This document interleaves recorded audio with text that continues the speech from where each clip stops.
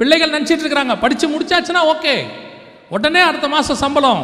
அவங்க கேட்குறாங்க, ஃப்ரெண்ட்ஸுக்கிட்ட கேட்குறாங்க, என்னடா சம்பளம்? 1.5 லட்சம். அவன் கனவுல இருக்குது 60,000, 1 லட்சம் சம்பளம். ஓ, நம்ம அப்படி வந்துடலாம் இப்படி வந்துடலாம். அந்த படிப்பு படிக்கிறதுக்கு ஃபீஸ் கட்டுறதுக்கு எத்தனை லட்சம் செலவாச்சுங்கிறத அப்பா எப்படி கட்டியிருப்பார்னு அவனுக்கு தெரியணும். அப்பாவுக்கு அவ்வளோ சம்பளம் கிடையாது, அப்பா கஷ்டப்பட்டு தான் கட்டியிருக்கிறார். எத்தனையோ பெற்றோர் கடன் வாங்கி வட்டிக்கு வாங்கி கட்டுறாங்க, எத்தனையோ பெற்றோர் இருக்கிறத விற்று கட்டுறாங்க. எப்படியாவது பையனை படிக்க வச்சா போதும்னு நினைக்கிறாங்க. அவன் என்ன பண்ணுறான், இது எப்படி வந்ததுன்னு தெரியாததுனால அங்கே ஹாஸ்டலில் உட்காந்துக்கிட்டு இருக்கிற செலவெல்லாம் பண்ணிக்கிட்டு மொத்த காசையும் வீணாக செலவு பண்ணிக்கிட்டு ஒரே ஒரு ஃபோன் பண்ணுவான், இல்லை மெசேஜ் அனுப்புவான், டேடி அக்கௌண்ட்டில் ஒரு 10K போட்டு விடுங்க, 5K போட்டு விடுங்க. நம்ம ஏபிசிடி வந்து கே வர்றதுக்கு ரொம்ப நாள் ஆகுது நமக்கு.